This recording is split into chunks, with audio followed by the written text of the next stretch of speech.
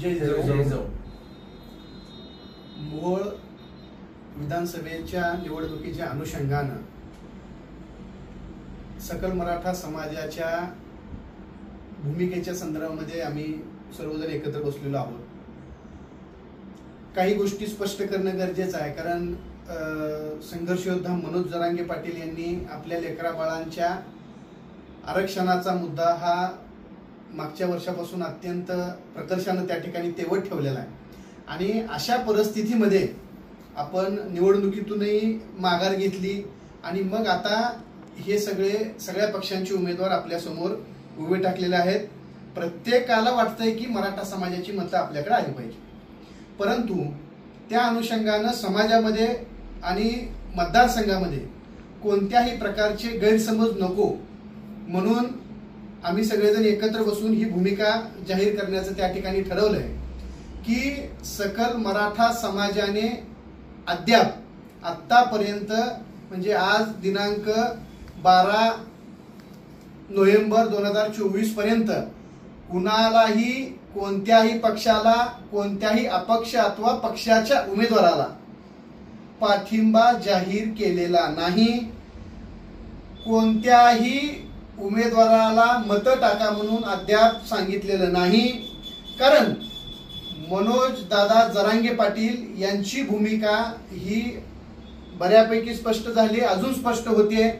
त्यामुळं मनोज जरांगे पाटलांनी स्पष्टपणे सांगितलंय की कोणाच्या प्रचाराला जाऊ नका, कुणाच्या स्टेजवर जाऊ नका, गुपचूप जावा आणि पाडून माघारी या.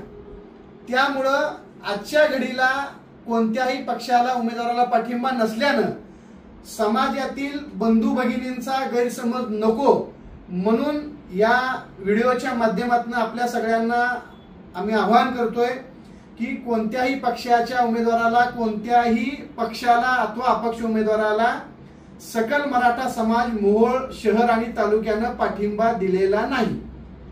त्याच वेळेस दुसरी एक गोष्ट अत्यंत महत्वाची आपल्या सगळ्यांच्या समोर येणं गरजेचे आहे की अनेक सकल मराठा चळवळीमधील कार्यकर्ते हे काही पक्षांच्या काही उमेदवारांच्या प्रचारासाठी जात आहेत.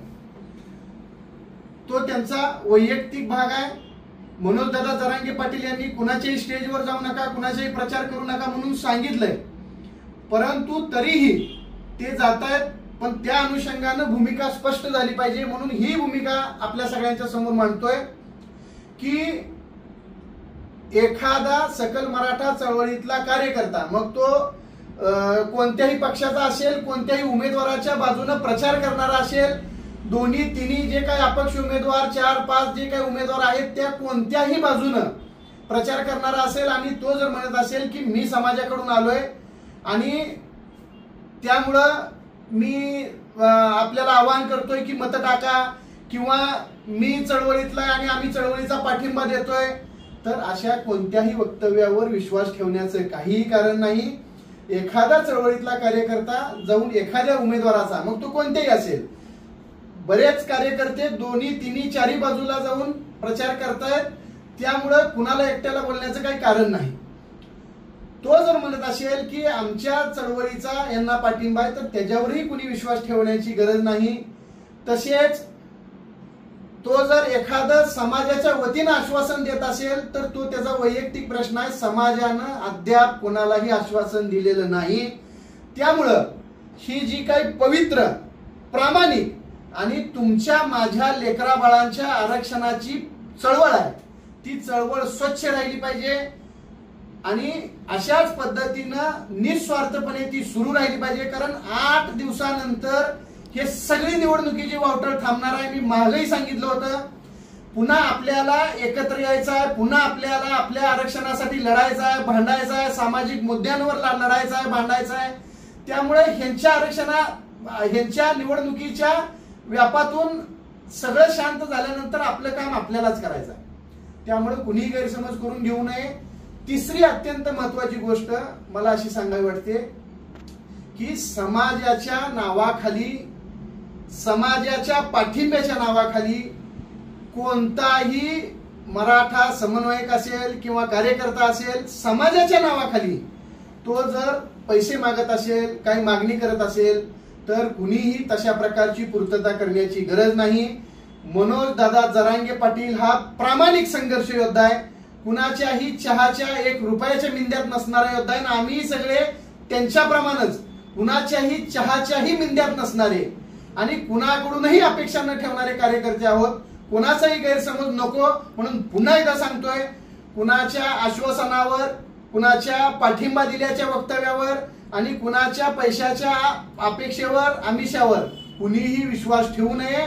सकल मराठा समाज मोहोळ शहर आणि तालुका हा प्रामाणिकपणे त्याची चळवळ चालू ठेवत आहे. संघर्ष योद्धा मनोज जरांगे पाटील हे एक प्रामाणिक नेतृत्व मिळालेलं आहे वंचित मराठा समाजाला. तर या अनुषंगानं मी सर्व मराठा बांधवांना एक आव्हान करू इच्छितो की मनोजदादा जरांगे पाटील जसे आदेश देतील त्या प्रमाणात आपण त्या पद्धतीनं आपण त्यांना प्रतिसाद द्यायचा आहे. या माणसाने, या नेतृत्वाने आपला जीव 6 वेळा धोक्यात घालून उपोषण केलेलं आहे वंचित समाजाच्या लेकराबाळांसाठी. तर याची गांभीर्यानं आपण दखल घ्या आणि मराठा समाजाशी फितूर होऊ नका, गद्दार होऊ नका, हीच माझी नम्र विनंती आहे. आणि सर्वांनी मनोजदादा जरांगे पाटील सांगतील तसं प्रामाणिकपणे याचा प्रतिसाद द्यायचा आहे, हीच नम्र विनंती. एकदा मनोज दादा जरांगे पाटील यांचा निरोप आणि आदेश आला की 1 इंचवरही मागे न फिरता हा सकल मराठा समाज मोहोळ शहर आणि तालुका गरजवंत मराठ्यांच्या संघर्ष योद्ध्याच्या पाठीशी ठामपणे उभे राहील आणि सांगितलेल्या आदेशाप्रमाणेच कारवाई करेल, त्यात कुणाची शंका नसावी. जय जिजाऊ, जय शिवराय.